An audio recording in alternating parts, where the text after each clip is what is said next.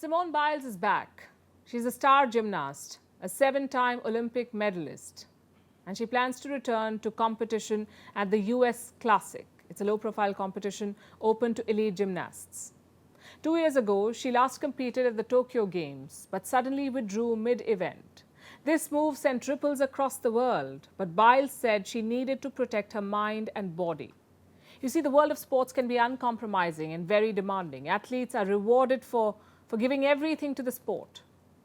Coaches demand it, so do the fans. But in recent years, we've seen a shift. High-profile athletes are now prioritizing their mental health over their career. Our next report tells you more.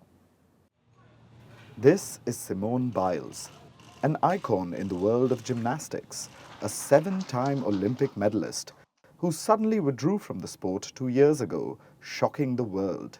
The news spread like wildfire.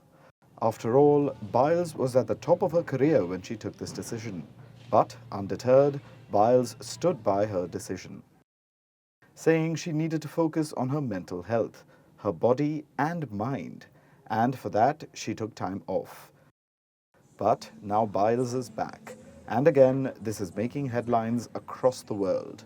But her return isn't just a story of a comeback, it's a celebration of an athletic revolution.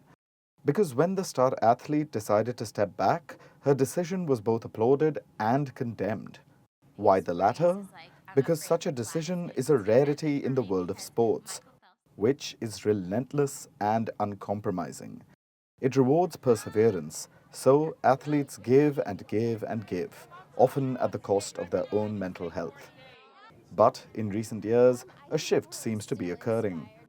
Biles's withdrawal definitely counts as one of the most high-profile cases, but she's not the only one to speak up and step back.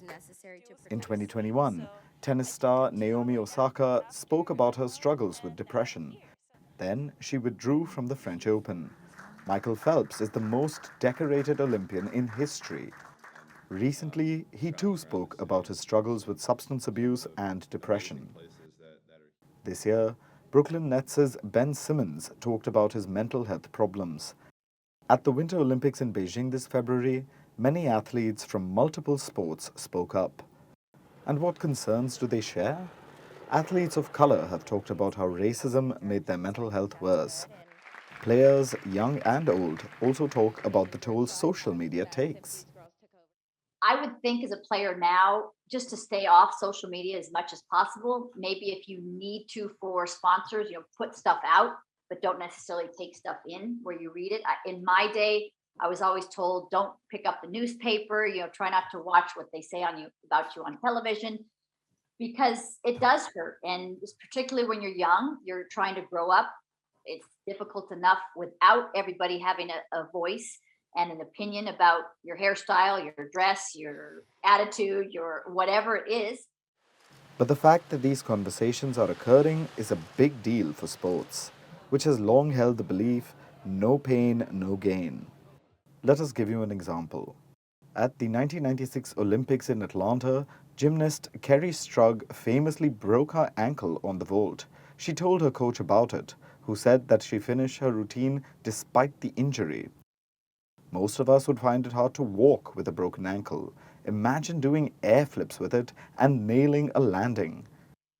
But back then, it was considered good coaching to keep pushing a player. And Strug followed this advice, helping the US team win gold. So it turned out all very well for the team. But what about Strug? She retired shortly after. At that time, this was acceptable. But now, things seem to be changing.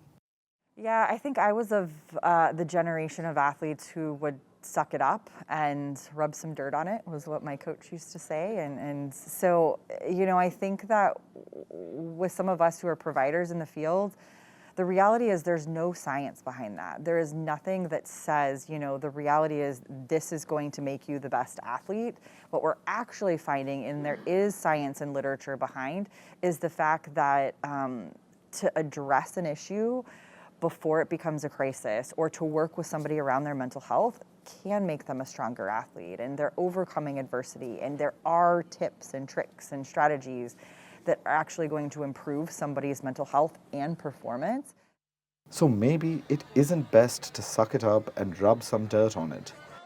Because maybe avoiding mental health conversations may be the reason many bite the dust far too early in their careers, the ill effects of which haunt these athletes far too late in their lives. Because sometimes giving up and stepping back takes just as much courage as fighting on.